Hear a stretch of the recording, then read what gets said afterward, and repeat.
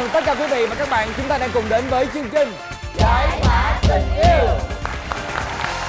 Quý vị và các bạn thân mến, người ta thường nói yêu thì khổ mà không yêu thì lỗ. Nhưng mà sống mà làm sao mà không yêu được, đúng không? Và đây có lẽ là một trong những cái chủ đề mà sẽ làm cho chúng ta băn khoăn từ ngày này qua ngày khác, từ năm này qua năm nọ. Và nếu như quý vị có trục trặc nào đó trong chuyện tình yêu của mình thì hãy nhớ đón xem chương trình Giải Mã Tình Yêu, bởi vì ở đó sẽ luôn luôn có những câu chuyện vô cùng thú vị đến từ chính cô gái vô cùng xinh đẹp của chúng ta ở đây. Và bên cạnh đó, những câu chuyện của họ liệu rằng có những cách nào để có thể giải quyết được thì nhiệm vụ đó thuộc về phía các chàng trai, đó chính là G.A. Nguyễn và B-Max. Và chúng ta sẽ luôn luôn có một khách mời để cùng giúp các chàng trai có thể đưa ra những cái luận điểm của mình. Và chàng trai ngày hôm nay là một chàng ca sĩ vô cùng điển trai, một rapper đang được rất là yêu thích, đó chính là Carrick. Xin mời. Người lạ. Xin chào. Đầu tiên đến với chương trình Giải Mã Tình Yêu, cho Carrick gửi lời chào đến chính cô gái, hai bạn ở đây và toàn thể khán giả. Hết hồn cứ tưởng ra đọc rap không à. Rất là tỉnh luôn. Có cách nào chào bằng rap không? Đúng rồi đó. Không có hả? Không có luôn. Tại mỗi lần mà rung này không làm được gì hết á. Rung mà không làm được gì hết. Vậy thôi chia sẻ đi, chia sẻ coi sắp tới mình sẽ có những cái dự định gì. Sắp tới thì Rick sẽ có 3 bài hát và 2 cái MV và một buổi offline vào ngày sinh nhật ạ. Bà còn được biết là hình như là Rick còn chuẩn bị tham gia một dự án điện ảnh nữa đúng không? Dạ. Đang quay. À, coi như là năm nay là Rick sẽ tấn công sang thị trường phim ảnh để coi là cái vai trò mới của Rick sẽ như thế nào nhé. Nhưng mà dĩ nhiên là sẽ luôn luôn chúc cho Rick được thật sự thành công. Cảm ơn Rick rất nhiều ạ. Ok, xin mời Rick về chỗ để chúng ta sẽ cùng bàn luận về chủ đề ngày hôm nay. Và ngày hôm nay là một chủ đề cũng khá là thú vị. Chủ đề đó chính là nói câu gì với người đã bỏ rơi mình và nay muốn quay lại làm bạn với mình. Cái chàng trai có bao giờ rơi vào trường hợp này chưa? Dạ có, em thì có, nhưng mà hiện tại em với bạn gái cũ em là bạn đó. Bạn, nhưng mà có cái câu đầu thì nghe hơi quằn, đó chính là cái câu bỏ rơi mình, rồi xong rồi là muốn làm bạn với mình. Thực ra nói cho đúng hơn là người đã chia tay, người đã nói lời chia tay trước và sau đó thì họ mong muốn quay lại làm bạn. Thì các bạn nghĩ cái chuyện này có hợp lý không? Nói chung là đã từng chia tay xong rồi người ta cũng chủ động hỏi mình là bây giờ em muốn làm bạn với anh được không? Mình lắc đầu thẳng luôn không. Không. Sao phủ vàng vậy? Không phải phủ, vấn đề là khi mà mình có tình cảm với một ai đó, khi cái lúc đó cái tình cảm nó vẫn đang được xây dựng và cái mối quan hệ đó thực ra trong mindset của mình nó vẫn chưa có chấm dứt, và mình vẫn chưa chuẩn bị cho cái việc làm bạn đó. Có thể là đối với người ta, có thể người ta đã chuẩn bị khoảng thời gian đó trước, đó rất là lâu rồi. Còn riêng cá nhân thì mình chưa chuẩn bị. Giữa hai cái con người nó hoàn toàn khác nhau thì làm sao mình có thể chấp nhận cái chuyện làm bạn được? Trừ khi mình không có tình cảm với người đó, ok anh làm bạn với em. Thì cũng còn tùy theo cái mối quan hệ đến lúc mà chia tay nó xảy ra như thế nào nữa. Ví dụ như đau quá thì chắc em cũng sẽ không làm bạn được đâu. Đâu cỡ nào là không làm bạn được? Dở thiệt. Ví dụ như bị bỏ rơi. Thì cái này là bị bỏ rơi rồi mà người ta chia tay nay con tim.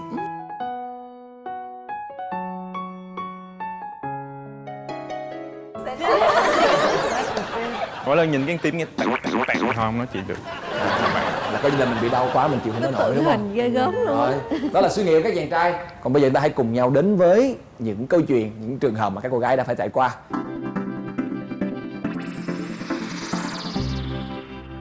Câu chuyện đầu tiên của ngày hôm nay đó chính là hết thì nghĩa là hết, quên cả hai cùng quên.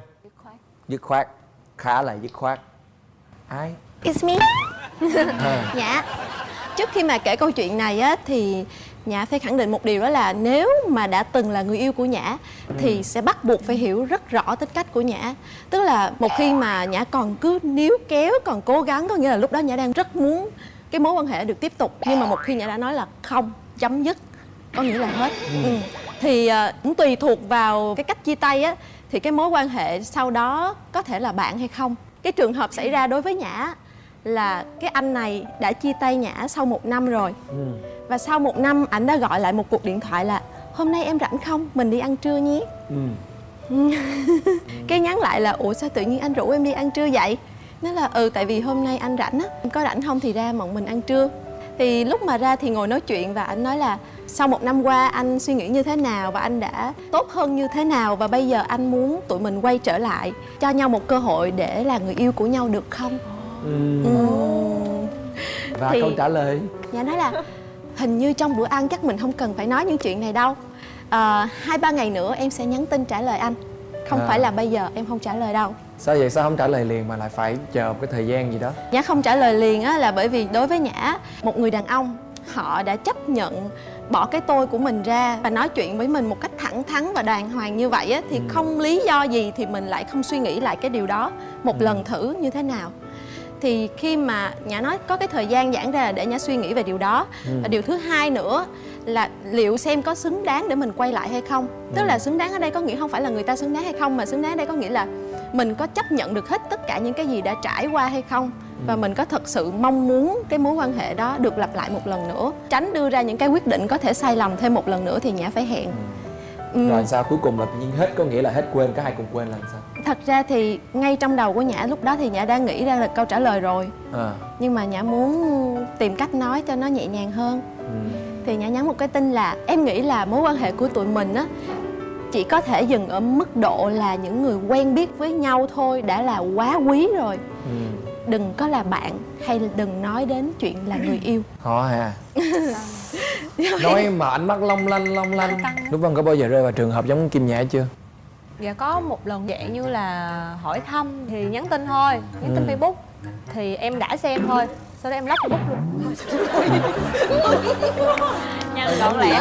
Người ta nhắn cái gì? Em không nhớ nhắn cái gì nhưng mà nhắn gì linh tinh á, kiểu giống như là gây thiện cảm lại á. Cái em cũng coi mà em đã xem, rồi em lóc luôn.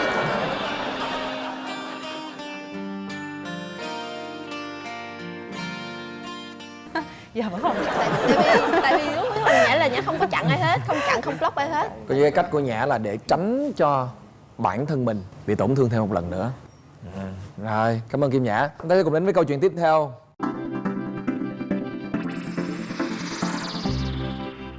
Ghét quá là cho qua, làm bạn để làm chi, chơi có vui đâu, bỏ một lần rồi còn gì nữa. Ồ, có vẻ như là có một chút gì giận dỗi đó ở đây nhỉ? Không biết là cô gái nào ở đây à? Chào mọi người, và cái này là suy nghĩ của Đàm Phương Linh. Thì tại vì em sẽ có hai cái hình thức là một là chia tay ở trong êm đẹp, cùng nhau đồng ý với cái chuyện chia tay và sau này hai người cảm thấy khi mà nói chuyện với nhau cũng có thể cởi mở và tế nhị nói chuyện rất là văn minh lịch sự với nhau thì ok, làm bạn cũng được, vẫn có thể vui vẻ nói chuyện. Thì ở đây là em nói trong cái trường hợp là quá ghét rồi, ghét quá là cho tay luôn, quay lại làm bạn làm cái gì. Ủa lúc đó đồng ý chấp nhận là chia tay mà, bỏ đi rồi thì tự nhiên giờ đòi quay lại làm bạn thì em không sẵn sàng cho chuyện đó và không muốn. Các cô gái thấy như thế nào? Em cũng đồng tình với chị Linh. Nhưng mà em nghĩ rằng là nếu mà cái người đó đã bỏ rơi mình rồi mà là còn muốn quay lại với mình á, thì em thấy hơi mặt dày. Không cũng tùy. Không, đôi khi là tại vì người ta trong những cái thời điểm khác nhau rồi quay lại nó khó nói lắm, nó cũng không hẳn là cũng mặt dày thiệt, nhưng mà người ta bỏ đi cái sĩ diện của người ta để người ta cố gắng người ta quay lại thì chắc người ta cũng có một chút thành ý hoặc là có một cái gì đó. Không, tại vì rõ ràng là có những cái mối quan hệ nó bắt đầu nó xuất phát điểm là bạn. Thôi nhưng mà trước khi đến cái đề tài này chị hỏi một chút là có bao giờ rơi vào một cái trường hợp rằng là các bạn trai thích một cô gái rất là thích luôn, nhưng mà lại ở cái trạng thái rằng là mình muốn giữ người ta bên cạnh mình nhưng mình không muốn quen, tại mình sợ khi quen rồi lỡ mà chẳng hạn không đi đến đâu mình sẽ mất người ta luôn, cho nên là cứ để trong vòng tròn an toàn, nhưng mà cái vòng tròn an toàn rất khó chịu cho cả hai người. Các bạn bị rơi vào tình trạng đó không? Không, thực ra cái chuyện như vậy Phương nói là có một cái chuyện rất là khó. Tại vì á, một là đến với nhau được luôn đi, chứ đừng có mà kiểu thích quá, thương quá mà không đến được với nhau, nó khó chịu lắm. Mà giữ cho nhau cái an toàn, cái ranh giới nó mong manh lắm. Tại vì đôi khi mình tự cho phép bản thân mình được quyền đi qua cái giới hạn đó một chút xíu, nhưng mà rồi sau đó lại là người ta lại rất là khó chịu. Ân hận không cái lại giãn nhau ra, nó cái kiểu nó lúc càng xa nhau đó hơn mà còn không làm bạn với nhau được nữa. Cho nên thôi là một là tiến tới luôn, hai là thôi đừng làm gì hết. Không có trường hợp của chị Phương là trường hợp đặc biệt khó, tại vì em từng cũng đi qua rồi. Vậy hả? Đi qua rồi. Chạy nhiều lắm Bảo ơi. Anh dẫn chương trình này là đúng.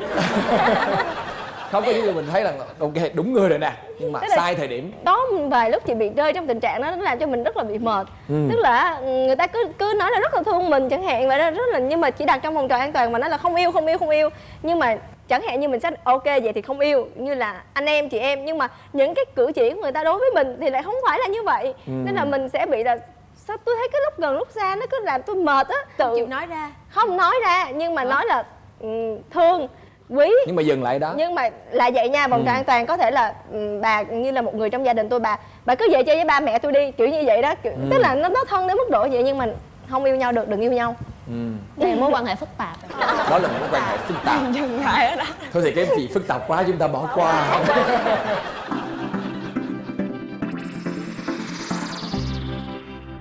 nếu được cưới tôi không muốn đọc luôn á. Nếu như được cưới 2 chồng thì em sẽ cưới anh. Còn nếu mà em cưới 1 chồng thì sự lựa chọn chắc chắn không phải là anh. Đúng không? Thâm thúy. Đúng không? Đúng không? Nếu mà câu này dịch ra câu sau luôn. Câu này của ai? Wow. Xin chào mọi người, mình là Em Lisa. cũng muốn dẫn trình này không? Em biết Anh thấy là số này cũng có em. em biết là cái tình trường của em không bằng của anh rồi, cho nên em không dám ngồi trong vị trí đó để mà dẫn dắt đâu. Chứ cái chủ đề của mình là bị bỏ rơi xong rồi mới yêu cầu quay lại làm bạn thì câu chuyện của em nó không giống lắm với trường hợp đó, bởi vì là không ai bỏ rơi ai hết, chỉ là chia tay.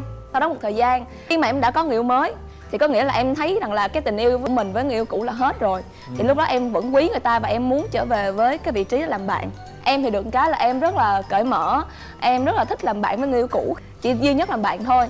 Thì trong cái câu chuyện đó khi mà em đã có người yêu mới rồi thì em thấy là cái người cũ kiểu là mình cũng đã đi qua với nhau một thời gian thì em cũng muốn quay lại làm bạn với bạn đó, nhưng mà vô tình thì có vài lần đi chơi với nhau xong về nói chuyện thì bạn đó đưa cho em một cái lời đề nghị rằng là thôi bây giờ anh qua nhà em chơi thăm ba mẹ em thường xuyên nhiều hơn, rồi chơi kiểu như là Tết ngồi ở nhà chơi đánh bài với mấy đứa em nhiều hơn. Cái nói ủa chiêu vậy, thì từ từ anh làm quen với mọi người trong nhà của em rồi mai mốt có gì á mình tiến tới cái chuyện là cưới xin nó dễ hơn. Cái mà lúc đó bạn đó chưa biết là em có người mới rồi.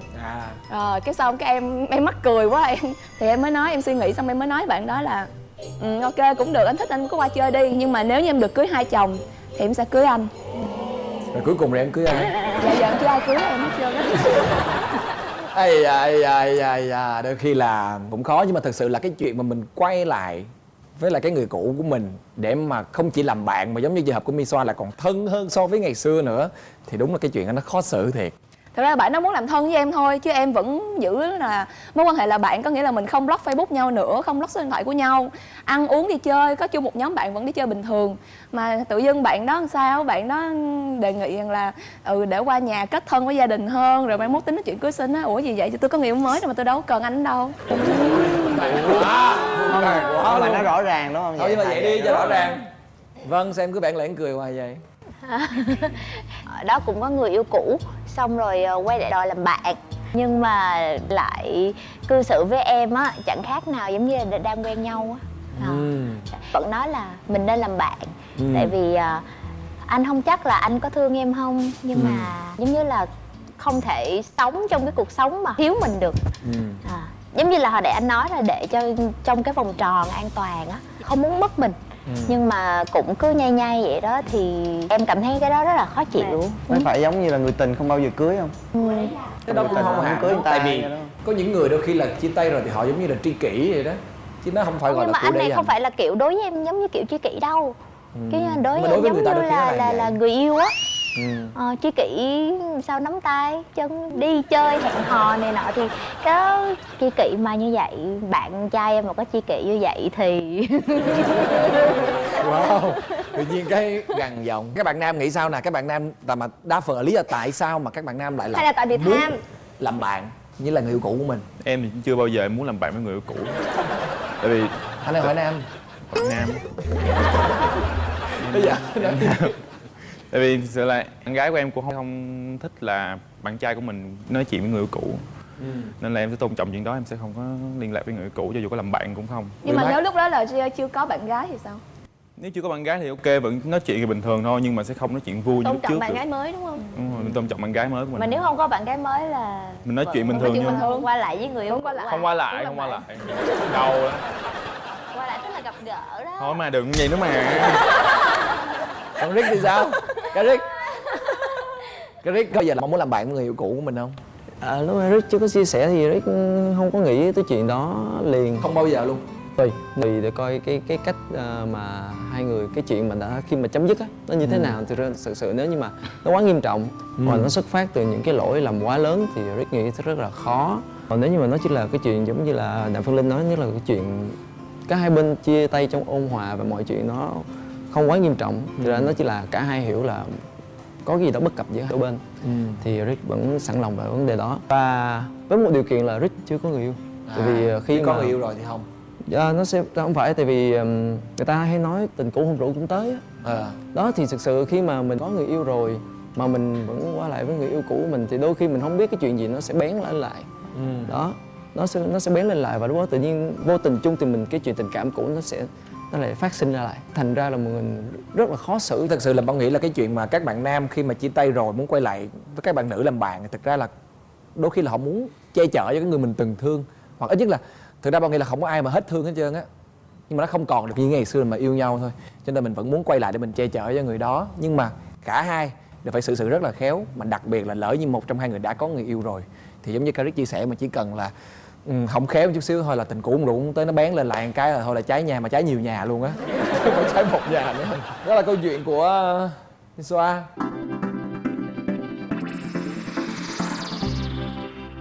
Câu chuyện tiếp theo là bớt xàm đi cho bà. Cuối cái nữa là cho nằm yên vị trong danh sách đen. Ai vậy, ai mà có vẻ căng thẳng quá vậy? Đây là câu chuyện của Kim Thành. Thật ra là cái tin nhắn này vẫn còn trong điện thoại của em. Thì là em nhắn bớt xàm đi bà luôn á hả? đúng rồi. Tại vì người yêu cũ em muốn quay lại. Quay lại theo tư cách có thể làm bạn chẳng hạn. Theo em nghĩ nôm na như thế. Tại vì khi em vào Sài Gòn làm, em đã muốn là cắt hết mọi thứ rồi, không muốn liên lạc gì nữa và không muốn liên quan đến nhau nữa. Vì em rất là rõ ràng, trong quãng thời gian 2 năm đấy em cũng không hề có người mới. Còn bạn đấy em không biết, tại vì em không quan tâm lắm đến cái cuộc sống của bạn đấy sau khi chia tay. Trong quãng thời gian hơn 2 năm thì em vẫn hay nhận được tin nhắn cũng như là cuộc điện thoại như vậy. Thì em cũng rất là khó chịu. Nhưng mà gần đây nhất lại tiếp tục nhắn. Đấy. Thì nhắn câu như thế này: tự nhiên đêm qua anh nằm xem lại album ảnh, anh thấy nhớ em quá, hồi đấy em đẹp quá. Ý là giờ không đẹp. Sao em nghĩ trong đầu. Sau ngày xưa chả bao giờ khen mình đẹp, lúc nào cũng chê mình xấu, tự nhiên bây giờ khen mình đẹp, ý là sao? Thì em bảo vậy thôi hả? Ảnh nào đẹp gửi em xem là thôi đấy, là câu chuyện lại đi xa đấy. Em không muốn câu chuyện nó tiếp tục nữa. Xong bạn vẫn nhắn lại thôi đấy. Next. Em bảo bớt xàm đi bà. Nhắn gì luôn á hả? Em nhắn luôn bớt xàm đi bà. Kiểu như vừa nhắn tin xong cái trả lời cái hứng. Tự nhiên mình đang rất là trong đời kiểu mình có thể làm bạn không cái gì. Bớt xàm đi bà nghe đau nhói lắm á. Các bạn nam mà khi chia tay rồi có bao giờ ngồi xem lại hình người yêu cũ không? Có chứ anh. Nhưng đâu rồi mới chia tay thì có xem. Xem chi vậy? Xóa ngay. Tại nhớ. Phải Hết xóa. thì hết thôi chứ mắc gì nhớ. Em phải Nhã đâu, Nhã ơi. Cất lại một nơi khác chứ không coi đâu, tại vì chia tay rồi. Đúng coi rồi. Nó coi hết tội rồi. lắm, tội mình lắm. Khó coi lắm. Sao lại khó coi, tôi muốn nghe lý do. Thì rõ ràng là mình chia tay rồi, nó là một cái chuyện tình đã đóng lại rồi, tại sao mình lại phải cứ moi ra để mình cố gắng Không làm nghĩ cho là mình đó là đau tùy vậy? quan điểm của mỗi người. Chẳng hạn với một người phụ nữ dứt khoát với em thì đó là một chuyện hiển nhiên. Rõ Đối ràng với là những khi- người mà nặng tình như tụi anh thì không, thì nó no. Nhưng mà rõ ràng là lúc coi là mình sẽ cảm thấy đau đúng không? Mình cảm thấy buồn đúng không? Nhưng mà đôi khi em biết con người nó rất là mâu thuẫn, đôi khi họ lại thích cảm giác đau đó, họ thích cảm giác nhớ Đấy, đó. thì đấy. Đó, Đó đôi là khi là vậy. đó là Bởi vì mọi đó người là chấp thói nhận. quen anh vẫn hay làm mỗi đêm. Đó, thỉnh thoảng anh vẫn mang hình người yêu của anh ra coi. Không, tôi vẫn lưu ổ cứng đầy đủ. Đó, bây giờ thì tổng cộng là 4 người chứ không phải 3. Nhã không có chưa có bữa người yêu mới lục ra coi được á. Không, Nhã không xóa Nếu nhưng kiếm mà được Nhã cái cũng không folder moi đó. ra để Không, coi. thật ra là lâu mình biết là mình xếp lại rồi. Đôi khi á, có những cái chuyện á là mình phải nhìn lại để mình cất nó đi, chứ không phải là mình cứ lôi nó ra coi nghe hàng ngày thì có vẻ là nó hơi quá đúng không? Nhưng mà lâu tự nhiên cái là mình dạo Ý ông nói cứ đi quá. thấy kìa. Đâu nói cậu đâu. Tôi mới nói tôi coi hàng ngày mà. Cho ông bài liền. Cái chân cho ông bài đi bây giờ. Không, thực ra là tùy tính mỗi người. Mà thật ra đàn ông là họ hay bị kiểu biết nói làm sao nữa. Đúng nghĩa là Mâu thuẫn. nặng tình. Nặng tình. Dù cho đôi khi là mình có thể nói rất là nhiều những cái lời làm đau lòng người yêu của mình để chia tay hoặc là để cho người đó đi ra khỏi cuộc đời mình, nhưng mà dĩ nhiên là mình luôn luôn giữ lại những cái chuyện đó, nhưng mà mình không có nói cho người ta biết, đúng không? Chị Phương, chị có đồng ý với em không? Chị cười hi nhẹ nhàng. Đồng ý với em. Em nói thiệt là em nghĩ là em không chỉ lưu hình đâu, mà em còn thậm chí còn lưu tin nhắn nữa cơ. Chụp screenshot xong mình lưu tin nhắn lại. Vui đó. Mà đặc biệt là mấy cái đoạn chia tay á, Coi là buồn. đọc lại cũng hay vậy. khủng khiếp luôn á. Ôi vậy hả? Không bao giờ chị đọc lại chị thấy vui. Nhưng bây giờ chị đọc lại chị thấy vui lắm. Tức là bất kỳ một người nào là bạn trai cũ của chị đã đi qua rồi, có thể trong thời điểm đó mình bị tổn thương, nhưng mà khi chị nhớ lại chị chỉ nhớ được những cái chuyện người ta tốt với mình không à. Tức là chị vẫn nhớ những chuyện người ta làm mình buồn, nhưng mà cái chuyện đó chị lại không thích nói ra nhiều bằng cái chuyện rằng là những gì người ta làm tốt với mình hay gì đó, tự nhiên cảm thấy vui. Đó là cái lý do em cũng hay coi lại hình cũ. Tức là thật ra á, mình không coi, mình không nhìn á thì mình chỉ nhớ người ta làm mình tổn thương thôi.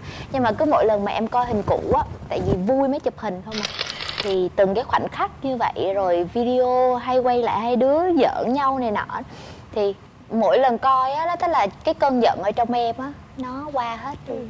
Đó là lý do là em rất là open, em hay coi lại hình cũ lắm. Nhã thì giữ đó thôi chứ không coi. Không có những người cũng coi mỗi ngày cũng hay mà.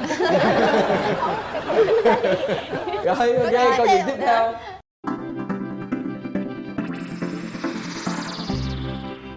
Gom người yêu cũ về hội bạn thân. Đi sưu tầm ha.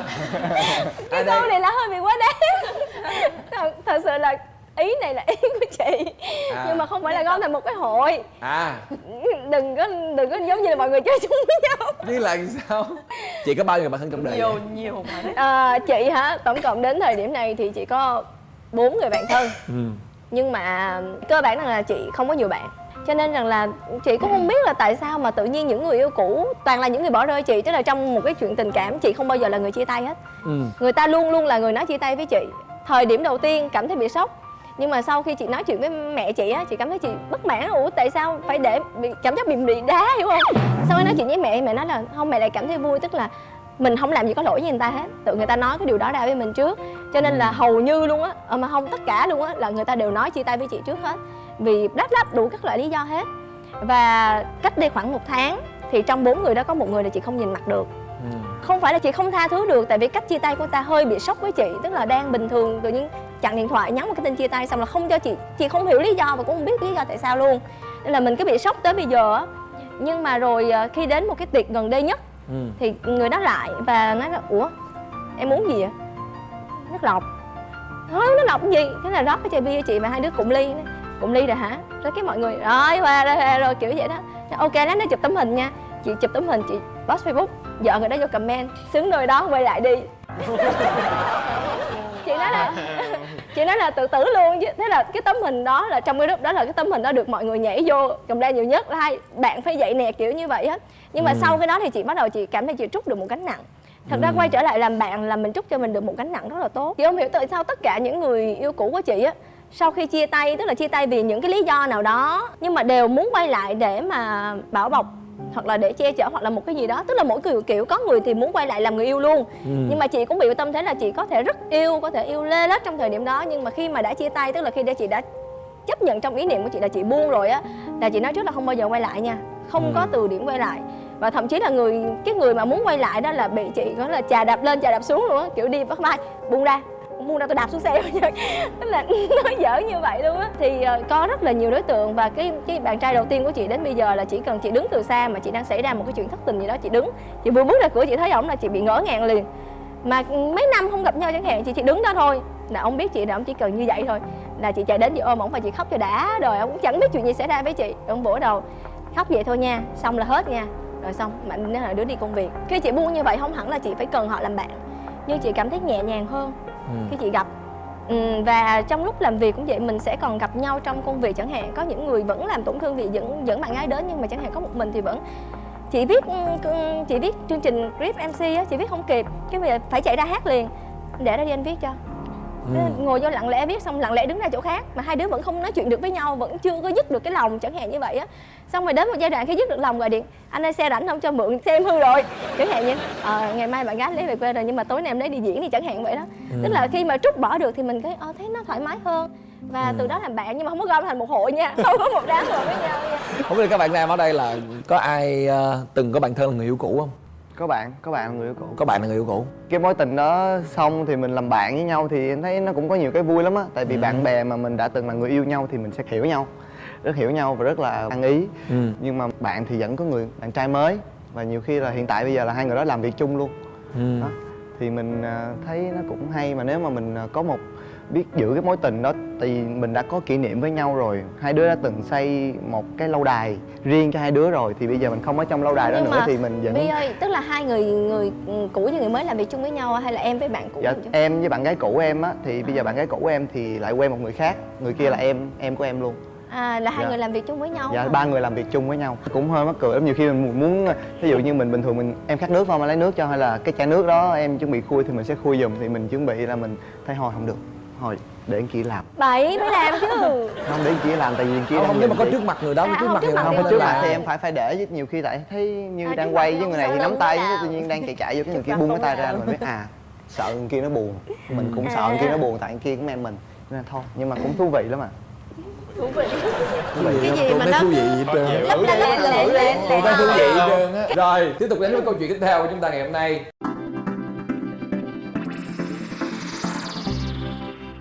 Có một số người không thể làm bạn. Một câu rất là dứt khoát. Đây là ai? Tú. Chính xác, tại vì em đã trải qua 2 trường hợp. Một là có thể làm bạn, một không thể làm bạn. Đó là cái câu chuyện mà có thể làm bạn là tình đầu của em. Là cái tình mà em quen lâu nhất, 4 năm. Hai đứa quen nhau còn khi đi học. Và đến bây giờ vẫn giữ mối quan hệ là bạn là bè. Khi người ta có người yêu á, thì có vẻ là cái người yêu cũ, cái bạn tình đầu của em biết em là người yêu cũ. Mà có lẽ là bạn ấy ghen quá nhiều. Nên là hai đứa quyết định nói chuyện nhau là chấm dứt. Cái đó là trong êm đẹp. Còn câu chuyện thứ hai nữa đó là em không thể chấp nhận người đó làm bạn là bởi vì người đó làm tổn thương em quá nhiều. Em bị sốc tinh thần tới gần 1 năm em mới lành vết thương được. Người đó làm chuyện rất là tệ với em. Quen cỡ 6 tháng em mới phát hiện là người ta đã có bạn gái 2 năm rồi. Trời ơi. Đấy, nên là rất là bị tổn thương, cực kỳ tổn thương luôn. Xong rồi bỗng một ngày cũng dạo gần đây nè, tự nhiên gọi nhắn tin là dạo này thấy em khác quá, anh cũng xem phim em chiếu rồi, em diễn hay lắm, bữa nào đi cà phê nha, với lại anh cũng nhớ em. Sao em lúc đó không nhắn tại em diễn hay nhưng mà em diễn hay không bằng anh? Không, nhưng mà chắc là biết nhạc. Thì nghĩ là bởi cái tâm thế của Tú lúc đó nó cũng đã không có giải quyết được. Còn cái chuyện mà vô tình phát hiện là bạn trai có bạn gái bên ngoài gì thì chị cũng có, nhưng mà nó đã trải qua một cái khoảng thời gian đủ rồi, cho nên là cái tâm thế của chị khi mà người ta đã dứt rồi á, khi người ta nói chuyện trở lại hay gì á, mình đủ biết là người ta nói đến câu chuyện nào để mình bẻ nó sang câu chuyện khác, hoặc là mình cũng đủ biết là người ta quan tâm theo mình vẫn trả lời bình thường lịch sự thì nó vẫn đủ đó. Kiểu như vậy. Nói chung là em cho tới lúc đó là cái lúc đó em nghĩ rằng mình đã tha thứ được cho ảnh rồi, mình có thể làm bạn được. Nhưng tới cái lúc mà em biết anh ấy muốn quay lại với em, làm người yêu với nhau, nhưng mà có một điều mà em không thể tha thứ, cái chuyện đó là ảnh càng ngày càng tệ, đó chính là cái người bạn gái ảnh đang quen vẫn chưa chia tay. Chưa chia tay, chưa chấm dứt. Nên em nghĩ là cái con người này mình không thể nào làm bạn được nữa. Mình nghĩ rằng con người này quá tệ để mình tiếp xúc. Mình phải chấm dứt này thả thính em đó chứ không phải làm bạn đâu. Diễn tới 6 tháng nè. Giữ vai tốt. Cực kỳ xuất sắc luôn. Thôi nói chung là chuyện buồn thì mình đừng có nhắc lại nhiều làm Cho gì. qua. Mình chỉ biết rằng là đúng. Nếu như mà một ai đó làm mình tổn thương quá lớn thì thôi mình cũng đừng có trông mong làm bạn làm cái gì, để tự nhiên phải suy nghĩ lại cái chuyện đó thêm. Thêm một chuyện suy nghĩ là thêm một cái chuyện nặng đầu. Thêm nếp nhăn nữa chứ có điều gì đâu. Trâm, hôm nay cả ngày hôm nay em im lặng quá vậy Trâm. Dạ em muốn nói là em chưa gặp trường hợp như vậy bao giờ, nhưng mà nếu như mà có gặp trường hợp như vậy á thì anh Bảo muốn biết câu trả lời của em không?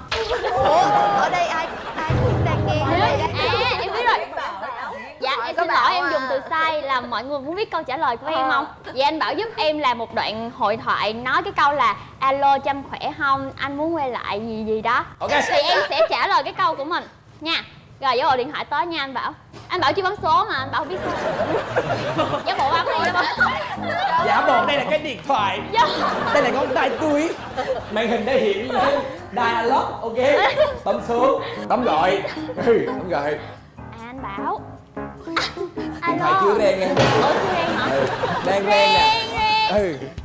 Alo anh Bảo hả? Trâm hả? Dạ có gì không anh? Em khỏe không? Dạ em khỏe. Giờ này em thế nào? Bật chế độ sến nữa. Dạ thì em cũng bình thường. Dạ có gì không anh? Cũng không có gì. Tự nhiên cái Không có gì vậy em cúp máy nha. không, từ từ đợi anh chút xíu. Dạ. Tự nhiên là không biết tại sao ngày hôm nay tự nhiên anh nhớ em quá. Hả? Cái gì? Ủa anh Bảo anh có gọi nhầm trai không? Chắc anh say anh cúp máy nha. Anh Bảo hả? Anh Bảo, em gọi lại cho anh Bảo. Em gọi lại cho anh Bảo. Phải nói con muốn làm bạn chứ. Em phải nói để em trả lời. Gọi lại đi, gọi lại đi. Bảo sao? Gọi lại đi. Em phụ ghê, gọi Bảo nè. Trời ơi. Anh đang ngồi nhậu đúng không? Đúng rồi đó. Ê, gọi lại tao kìa, nghe gì đâu đi. Anh kích nghe em nghe. Rồi nói lại đi nè. Alo em ơi, anh bảo anh muốn quay lại với em, muốn làm bạn với em có được không? Dạ, anh ơi, vậy anh đợi em xíu nha, để em hỏi chồng em là chồng em có chịu không nha. Nói với anh Bảo vậy giùm em nha. Dạ, với lại á, nhắn anh Bảo một câu là đâu có ai mà tắm 2 lần trên một dòng sông đâu, đúng không anh? Dạ. Vậy nha em. Bye anh. Bé nói gì mà tắm gì 2-3 lần. Tắm gì 2-3 lần chung một không. Nhớ tắm lại. Không lẽ lúc đây chưa tắm? Ai biết nói gì đó em. Mà là chưa quay lại không? Nói là gì, nói chung là không. Không hả? Dạ không. Thôi kệ đi, có người mới là lo gì? Tại cái vui, đi đứa mà. Có gì đó là điều bạn nói đúng không? Đúng rồi. Nhưng mà nếu lỡ em chưa có chồng thì sao? Đang giả bộ mà. Em luôn có chồng dữ vậy Tại hả? vì ghét á nên là nói vậy cho người ta kiểu quê, hiểu không? Ai vậy diễn lại nha. Thôi đừng diễn Xạo nữa. quá em ơi, chưa có chồng đâu, nói gì thôi, hiểu không? Vậy bữa sau anh gọi lại. Anh hỏi kìa. Rồi, coi như ngày hôm nay là một cái cuộc trò chuyện rất là thú vị xung quanh cái chuyện quay lại làm bạn với người yêu cũ. Thì bây giờ các bạn nam, các bạn chốt lại vấn đề sẽ như thế nào ngày hôm nay, Bi-Max? Dạ thì theo Bi-Max thì sau khi mình chia tay, sau một khoảng thời gian mà mình cảm thấy cái mối quan hệ đó mình có thể giữ được và mình chuyển hóa thành tình bạn được á, thì nên chuyển nó thành tình bạn. Thì dù gì đi, dù mình vẫn có một người bạn bên cạnh để chia sẻ vẫn tốt hơn. Còn GA? Em thì thực sự là với em vẫn là chữ không. Vẫn không? Vẫn không. Nhất quyết là không, một là bạn, một là người yêu, hai là không là bạn. Rồi. Hai là không là người yêu thì là bạn ok. Nhưng đã là người yêu rồi thì sẽ là không là bạn được. Ok. Rồi, Caric. Thì theo Rick thấy có nghĩa là mình sẽ xét theo cái mức độ và khi mà nó kết thúc nó nặng hay nó nhẹ, và sau đó sau một quá trình một thời gian và cả hai bên tự nhận định bản thân mình đó là về mức độ tình cảm hiện tại đó nó còn hay không, thì sau đó mình mới đưa ra được cái kết luận là mình có nên làm bạn hay không. Đó. Nó phải xét rất là nhiều khía cạnh Đúng rồi. chứ không phải là muốn làm bạn là làm bạn Chắc được. là trong này cho chị có một cái ý kiến cuối cùng trước khi mà Bảo chốt đi.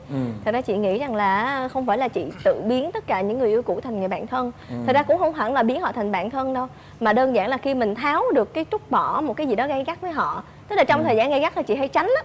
Chị tránh tất cả những gì có liên quan, ngay cả làm chung cũng vậy, cũng không có nói chuyện với nhau. Người khi người ta chào hỏi thì mình chào cho xong rồi mình đi. Nhưng mà tự nhiên khi mình tháo được cái việc đó xuống á, thì có người trở thành bạn, có người trở thành bình thường.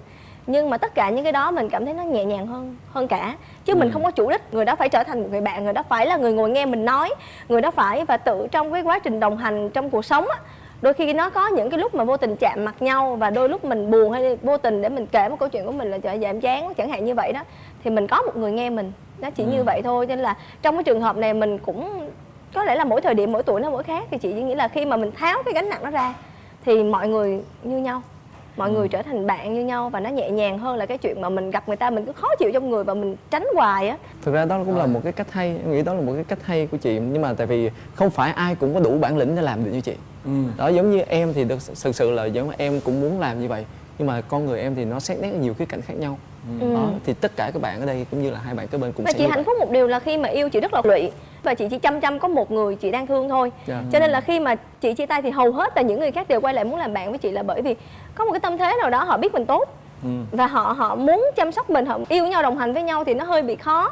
Nhưng mà để quay trở lại để bảo vệ và để có gọi là có gì chị hay nói bồi chuộc lỗi với tôi sao mà kiểu như vậy á, thì chị cảm thấy là quan trọng là chị có đủ cái bản lĩnh, tức là chị không còn thương hoặc là chị không còn khó chịu với những cái mối quan hệ hiện tại để mà chịu tiếp nhận cái sự quý mến của người ta, hoặc là tiếp nhận một cái vài chăm sóc nho nhỏ của người ta thì bình thường. Cho em xin đính chính một chút xíu là ở đây em tin chắc là có một số bạn sẽ không có bao giờ muốn quay trở lại làm bạn với người yêu cũ của mình.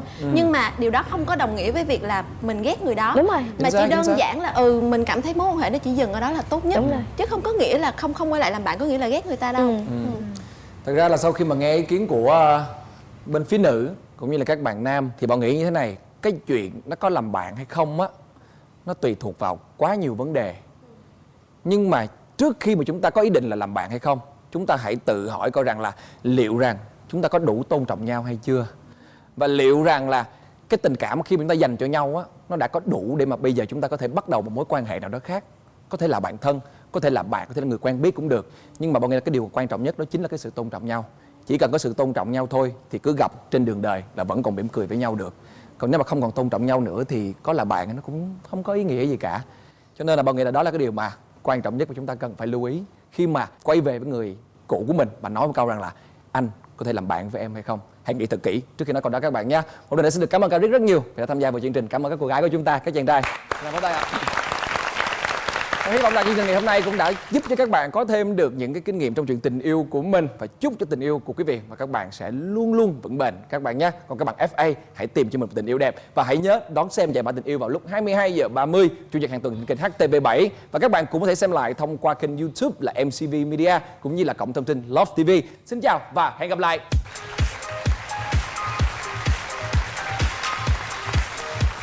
Cảm ơn mọi người.